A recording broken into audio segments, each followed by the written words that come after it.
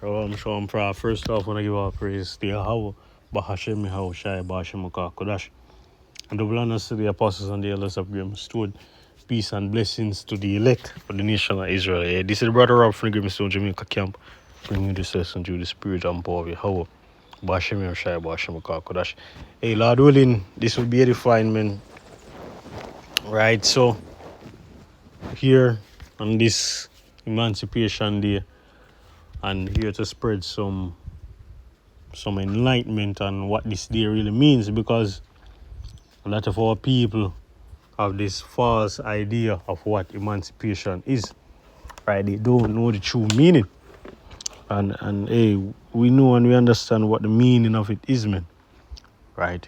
We know that it's nothing to be celebrated, right? But our people, as the scripture says, they are Sot's children, right? That's why they are destroyed. Bring it to Let me just get a quick scripture before I even go into the lesson. 4, 6.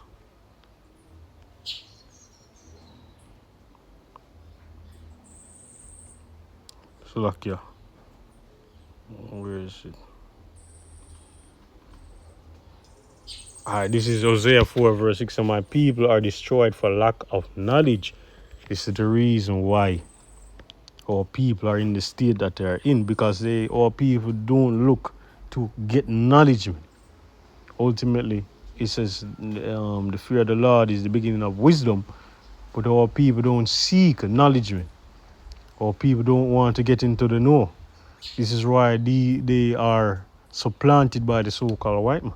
This is the reason why they are under they are easily manipulated by the so-called white man. Right? It says, it's because thou hast rejected knowledge, I will also reject thee, that thou shalt be no priest to me. Seeing thou hast forgotten the law of thy power, I will also forget thy children. Right? So, emancipation. So it says emancipation, etymologically and historically, your statement is remarkably accurate.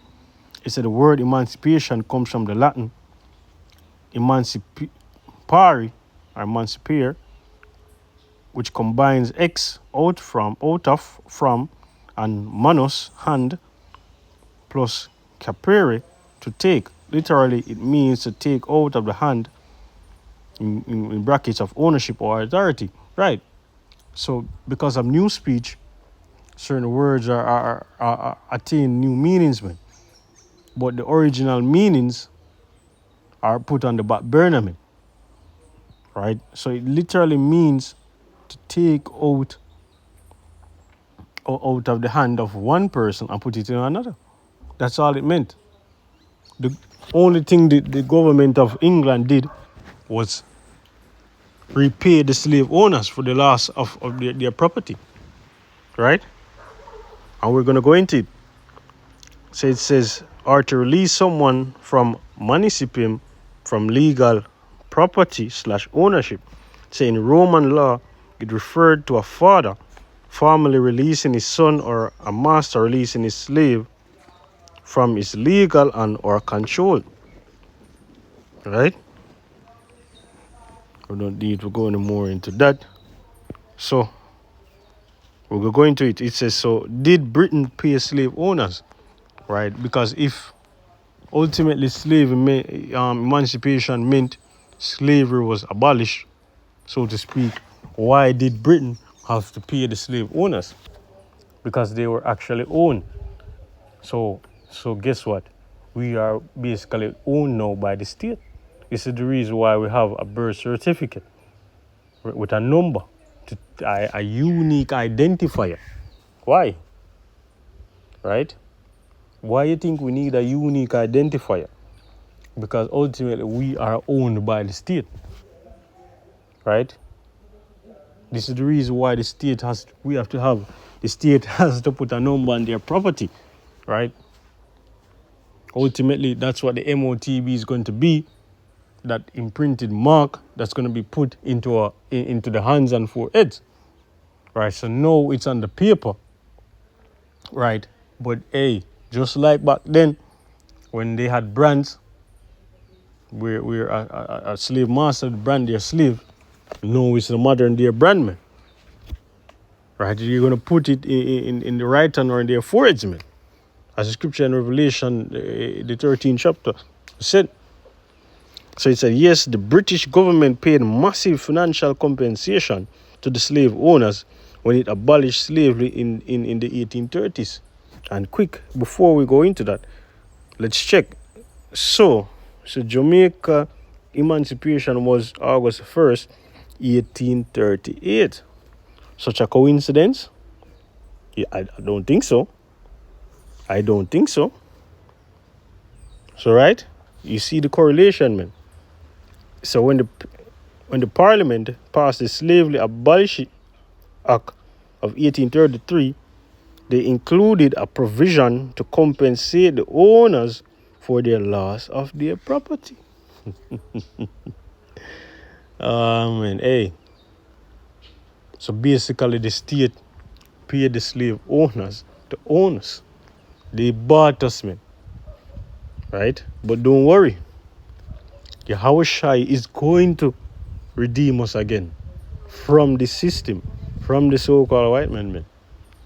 Right? Yahushua is going to be the one to redeem us. Right? He will buy us back. And speaking of that, let me get a scripture because it was written in the curse that these things would happen. This Deuteronomy 28 and verse 41, it said, thou shalt begat sons and daughters, but thou shalt not enjoy them, for they shall go into captivity. Right, and we went into hardcore slavery, man. And now we're in this revised slavery, where it's not really hardcore bondage, but we're still under slavery, man. Right? It said, all thy trees and fruit of thy land shall the locust consume.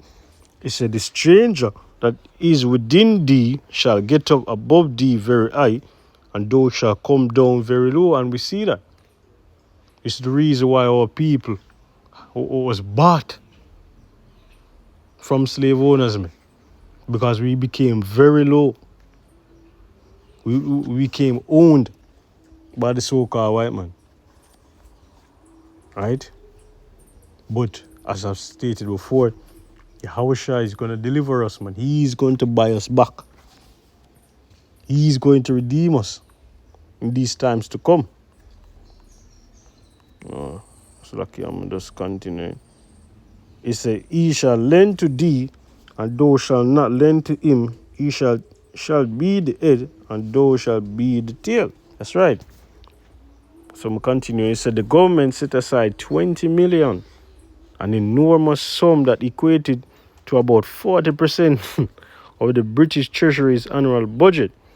20 million in those days, man. Hey. You can imagine how much money is that? Let me see if we can check. 20 mil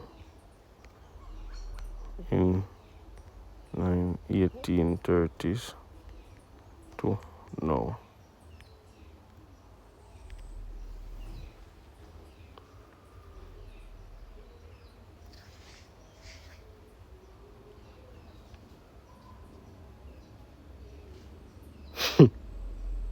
So depending on the currency, 20 million in 1830 US dollars is equivalent to the in purchasing power to how much is this? 725 982 no, so 725 billion 982,608. Oh Lord have mercy. So you see how much money is that, man, compared to now? That was the money owed. So it says, or roughly 5% of the states of the country's entire GDP at the time. So here's a few key factors about the compensation. The payouts over 46,000 individuals' claims were filed, with the funds divided between the absentee landlords living in the UK and planters resided in the Caribbean. Mauritius, and the Cape of Good Hope. So who benefited? It says the recipients included prominent historical figures, ancestors of modern-day politicians, such as former Prime Minister David Cameron, authors, and even large institutions like the Bank of England. It's a no money for the enslaved, and we can see how our people are begging for reparations. Oh Lord, but there's our true reparations will become when Yahushua comes and delivers us, man. Right? It tells the first that you send for many fishers, and you shall fish them, and we're in fishing season. And then he's going to raise up the hunters, man. And we're going to hunt these men to bind their kings in chains and their nobles in fetters of iron. So he said no money for the enslaved. So while the slave owners were paid a modern equivalent of up to 17 billion, the formerly enslaved people receive absolutely no compensation or reparations for the years of forced labor and brutal conditions. See? Who's possessed? Hey, let me get that scripture. I think I have it on deck. This is Zechariah 11 and verse 5. It says, whose possessors slay them and hold themselves not guilty. They that sell them say, blessed be the Lord, for I am rich. And their shepherds pity them not. This right, man. You can hear the pride in the so-called white man. You see the arguments that they have? You hear them say, before they came over here, it was without any law, or they came and built cars, and hey, this man needs to go down. This man needs to go down, man. This man needs to go down. But guess what? As I've stated before, our Redeemer is coming. So it's Lamentations 4 verse 21. So rejoice and be glad, O daughter of Edom, that dwelleth in the land of Uz. It's the cup also, that cup that is poured out mixture, man. Right? It's scripture telling in Psalms, man, 55, that in the hand of the Lord there's a cup, and the wicked shall drink even the dregs thereof, man. So they don't think you're not going to get recompense, man. Scripture says, hey, let me get that, a quick one, before it come to mind. Jeremiah 30 and verse 16. So therefore all they that devour thee shall be devoured, and all thine adversaries, every one of them, shall go into captivity, and they that spoil thee shall be a spoil, and all that prey upon thee will I give for a prey. We're waiting, man. We're waiting. The scripture said there be 9 things. The scriptures are just flowing, man. 9 things. Just a quick introduction before I get back to the Lamentation. So this is Sirach 25 and verse 7. So there be 9 things which I have judged in my heart to be happy, and the 10th I will utter with my tongue, a man that hath the joy of his children, and he that liveth to see the fall of his enemy. And Lord willing, we're of that number, man. We're going to see the fall of this man's empire.